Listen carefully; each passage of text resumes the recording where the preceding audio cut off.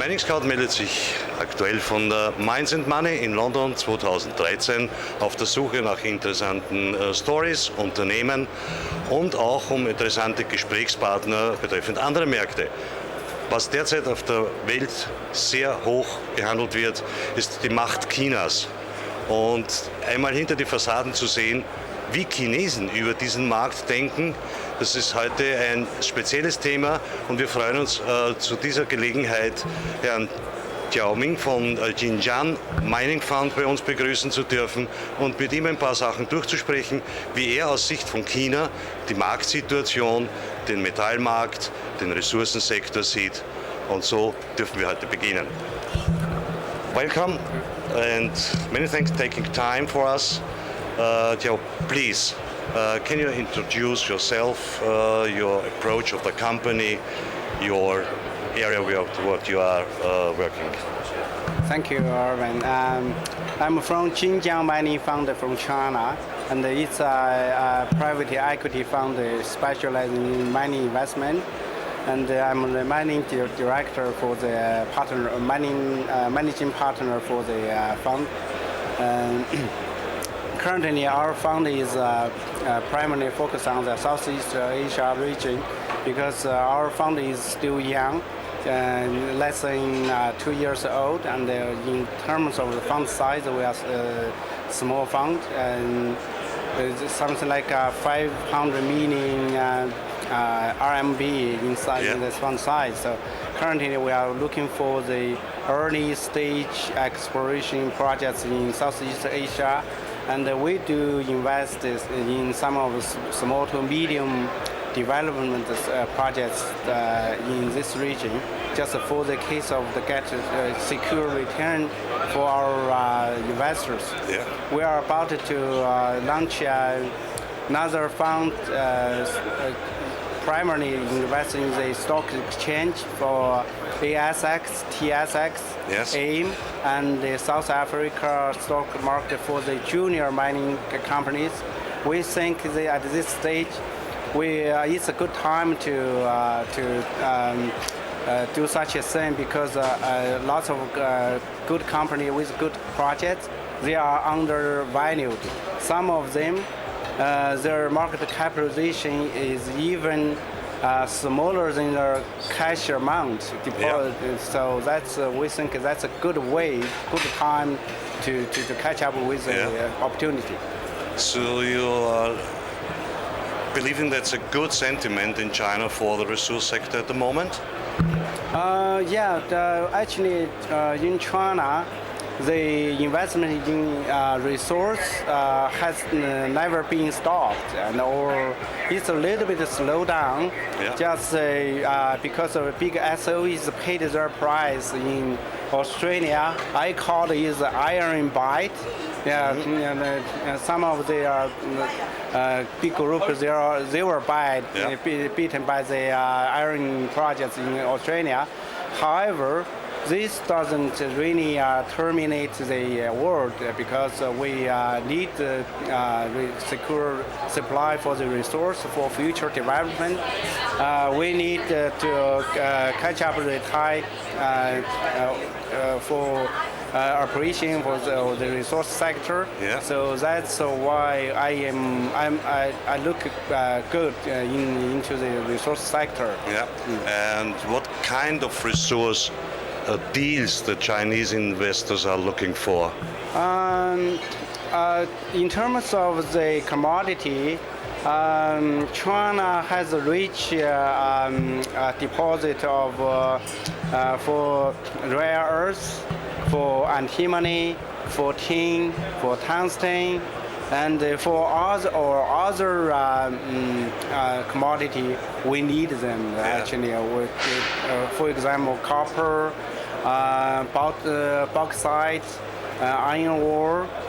So for lots of commodity, ferrous metals, precious metals. Yeah. Actually, China has a huge demand for that, and this has been a primary driver for the commodity price during the past 10 years.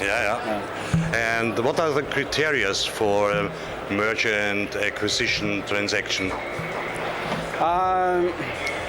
In terms of the investment strategy, currently I would say big groups, they would look for bigger, large projects with in the development stage.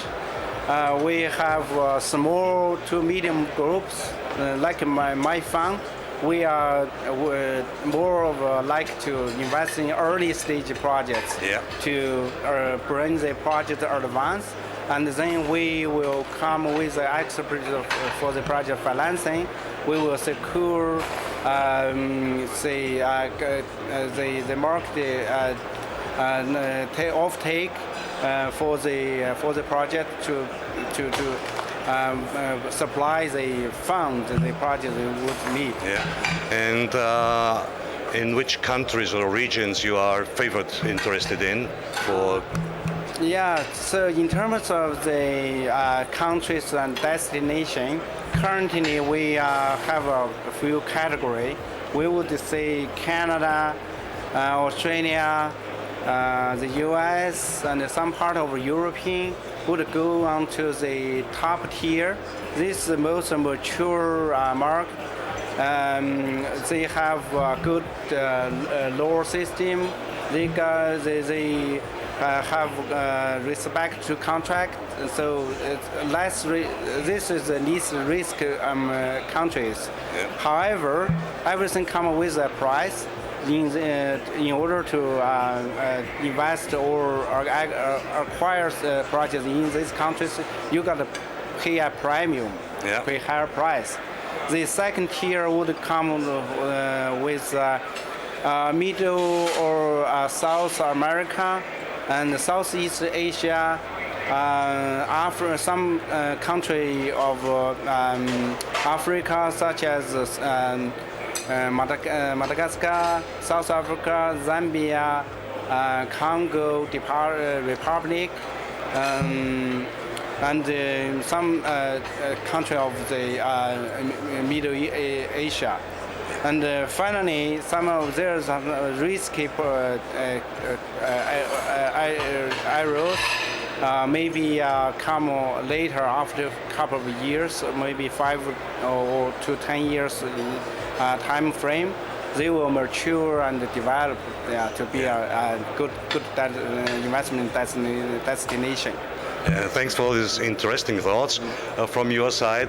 But at last, one question beside. The most medias in the Western Hemisphere are writing that the growth factor of Chinese general product will slow down, will decrease in the coming years. Do you believe it? Is it true? And if it's true, does it have an impact in the resource sector from your side? Yes, population problem would be a problem China and the Chinese government would deal with in a couple of years. And we just noticed the recent announcement by the party that we are going to leave the one-child policy to allow more of parents to have more than one child and to deal with the aging problem. And this would affect a little bit maybe after 20 years China's growth. However, I don't think the population problem will be a big factor for the China's GDP within 30 years. So, and especially for the world economy, this one I don't think it's a big deal for that. However, we had after 2008 the world economic crisis. Now China's GDP growth is coming down to 7% to 7.5%, and this for such a downturn, we have to deal with patient and deal with the right strategy. And I think maybe 1 year to 3 years, should be have a big change. Yes, but it's not at the moment you see a big impact of your demand of the resources. Actually, the demand is not really reduced that much because some of the traders and the end users, they are building up their stock. And if you look at the stocks for the commodity futures, and you didn't see really lots of reduction on the demand. So actually, I think currently the supply and the demand trend has been changed a little bit by the excessive issue of money. So the too much of liquidity would create up and fluctuation in the commodity price, and this doesn't really have a strict relation with supply and demand. Yeah. Okay. Thank you very much for this impressive introduction to the Chinese market and the thoughts from your side, because that's what's interesting is for our readers and visitors. And I wish you good luck and enjoy the show again. Thank you to give me an opportunity to share my thoughts with European, especially German auditors. And I hope this could help you in the future. And I wish you all the best in the, Thank you. The future life. Thank you very much. Thank you.